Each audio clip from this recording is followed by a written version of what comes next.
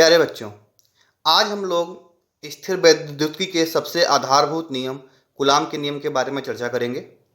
सबसे पहले मैं आपको बताना चाहता हूं कि आपने क्लास 11th में न्यूटन का गुरुत्वाकर्षण का नियम पढ़ा होगा, F=G m1m2/r²। इसमें आपने पढ़ा है कि न्यूटन ने बताया था कि दुनिया की प्रत्येक किन्हीं भी दो वस्तुओं के बीच में हमेशा आकर्षण बल कार्य करता है, जो कि उनके द्रव्यमान के समानुपाती और उनके बीच की दूरी के वर्ग के व्युत्क्रमानुपाती होता है। सेम इसी तरह स्थिर वैद्युतिकी में कूलाम ने यह बताया कि दुनिया में कोई भी दो आवेश हों, किन्हीं भी दो आवेशों के बीच में हमेशा एक बल कार्य करता है, जो कि आवेशों के अनुक्रमानुपाती और उनके बीच की दूरी के वर्ग के व्युत्क्रमानुपाती होता है। F माना दो आवेश Q1 और Q2 हैं, इनके बीच की दूरी R है, तो F समानुपाती Q1 Q2, F समानुपाती 1/r²। दोनों को मिला देंगे तो F proportional to Q1 Q2/r²। जब हम यहाँ समानुपाती चिन्ह हटाते हैं तो हम यहाँ एक नियतांक लगाते हैं, F बराबर K Q1 Q2/r²। यहाँ पे K की वैल्यू होती है 1/4πε0, इसको पढ़ते हैं ε0, और इसकी जो वैल्यू होती है 9 × 10⁹ न्यूटन मीटर स्क्वायर प्रति कूलाम स्क्वायर।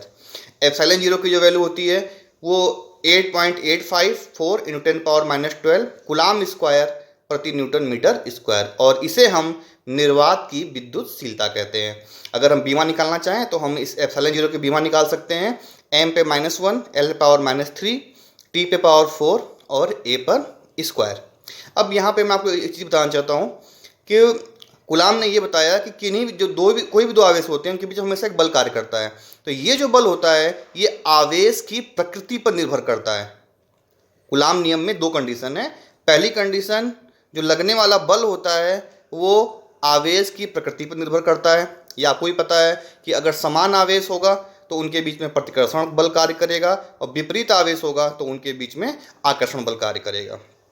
दूसरा, कूलाम के नियम का लिमिटेशन ये है कि किन्हीं भी दो आवेशों के बीच जो बल कार्य करता है वो तीसरे आवेश की उपस्थिति से प्रभावित नहीं होता है। यानी अगर चित्र में Q1 Q2 दो आवेश अगर हैं और अगर मैं इसके बीच में एक और आवेश यहाँ पे लगा दूँ Q, तो इस Q1 और Q2 इनके बीच जो लगने वाला बल है इस पर कोई प्रभाव नहीं पड़ेगा।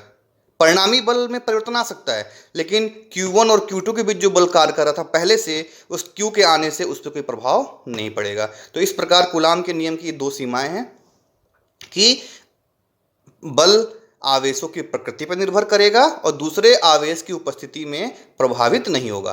कूलाम के नियम में जो लगने वाला बल होता है ये दूरी के वर्ग के व्युत्क्रमानुपाती होता है, इसीलिए कूलाम के नियम को हम व्युत्क्रम वर्ग का नियम भी कहते हैं। आइए आगे बढ़ते हैं। इसके बाद से हम कूलाम के नियम को वेक्टर के रूप में इस प्रकार लिख सकते हैं, F vector it is equal to K Q1 Q2/r², r cap, जहाँ r कैप जो है बल की दिशा में एकांक सदिश। आपने क्लास 11 में पढ़ा होगा, एकांक सदिश की परिभाषा से हम r कैप जो होता है it is equal to r vector बटे मॉड ऑफ r वेक्टर। तो अगर मैं यहाँ पे r वेक्टर की जगह, r कैप की जगह अगर मैं r वेक्टर के फॉर्म में लिखूं तो यहाँ पे नीचे r² into r, it will be r³।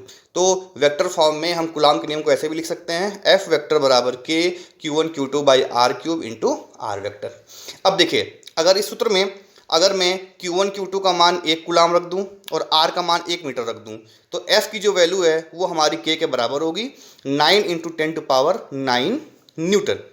तो यहाँ से हम 1 कूलाम की परिभाषा लिखते हैं। परिभाषा क्या होगी?